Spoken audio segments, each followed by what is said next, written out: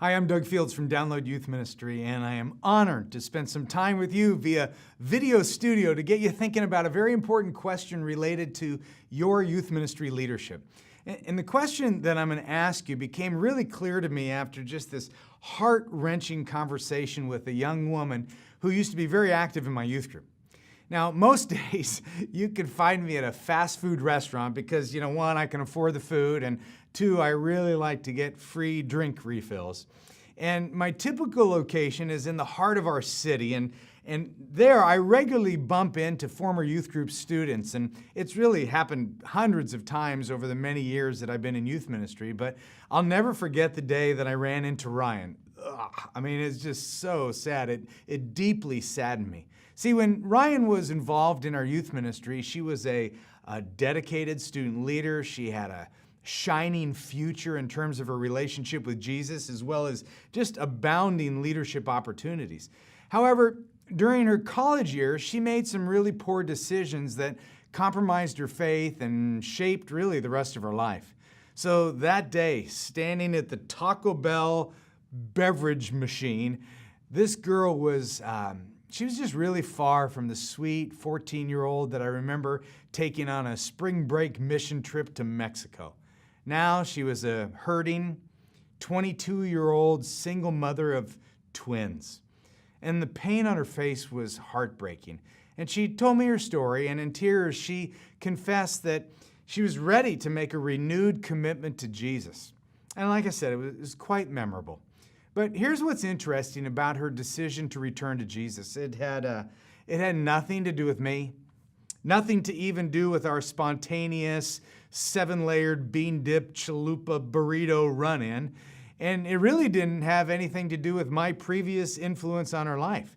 See, the primary catalyst for Ryan's return to faith and ultimately to her church home was because of a former small group leader. This was a woman by the name of Allison, a 40-ish mother of 3. And Allison always showed Ryan unconditional love. She showed unconditional love to troubled students. And that truth was always in the back of Ryan's mind throughout her prodigal years of college. And Allison has this unique ability to express love to students who are hurting. And Ryan knew that when she returned to church, that Allison would love her and welcome her with open arms.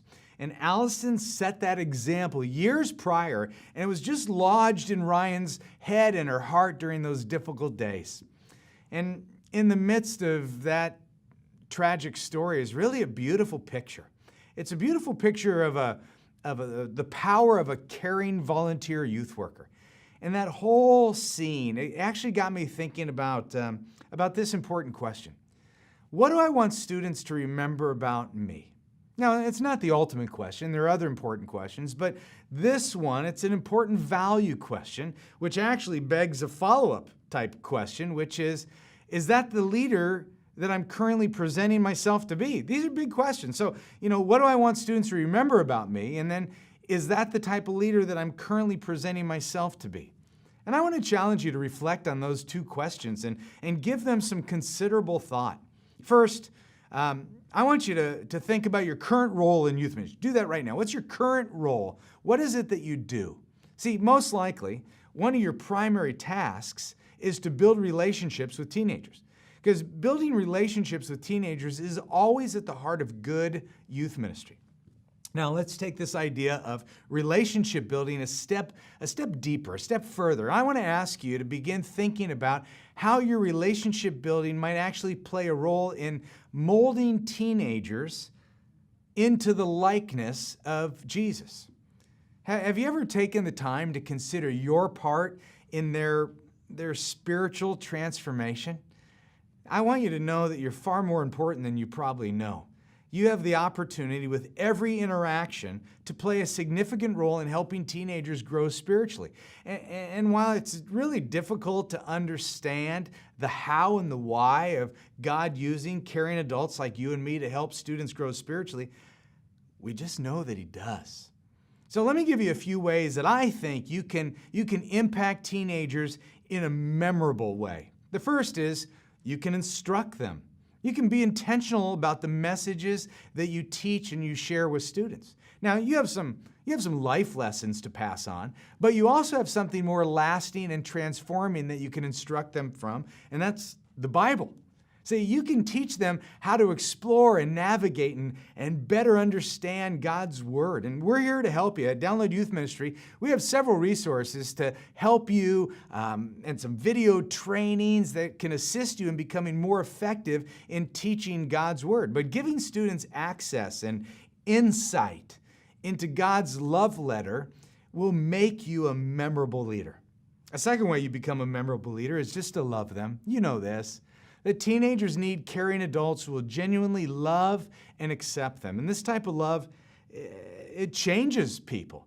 It's often very different than the world's definition of love, since a sincere, Christ-like love, that type of love doesn't turn a blind eye to sin or unfaithfulness. In fact, loving deeply, it can be downright difficult because it often involves a tough love. And see, Jesus modeled this tough love.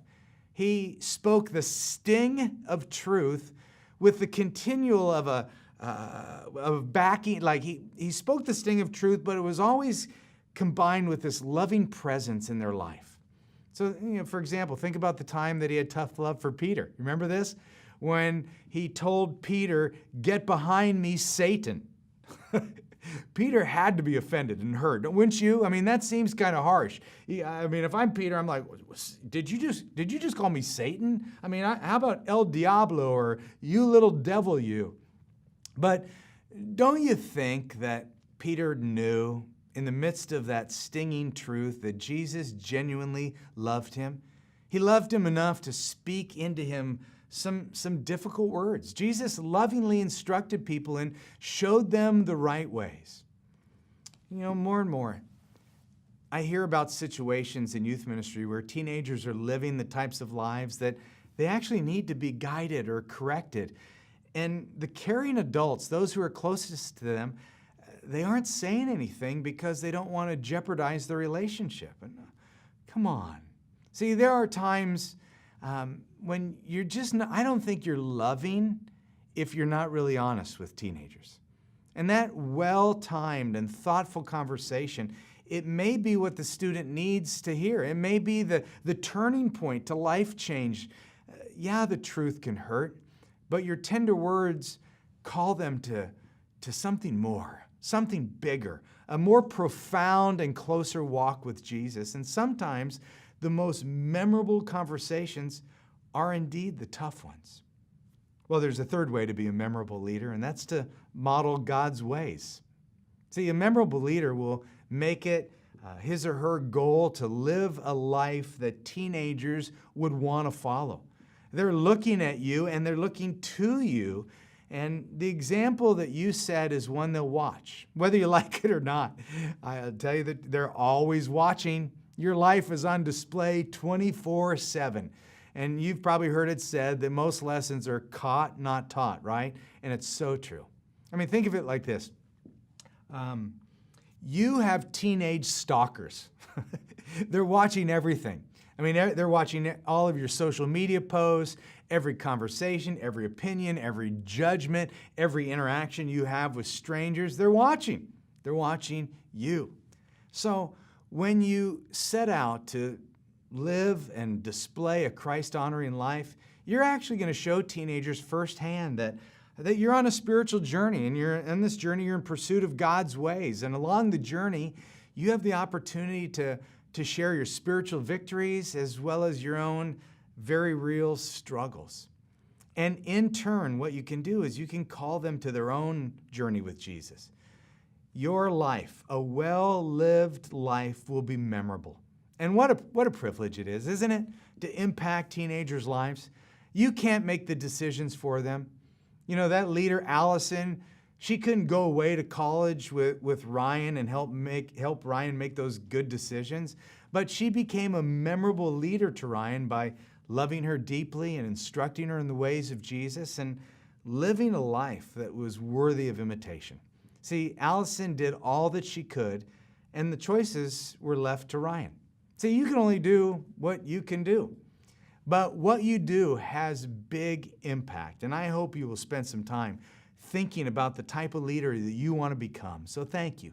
Thank you for doing that. Thank you for caring about the lasting impact that you will make on the lives of the students entrusted to your care.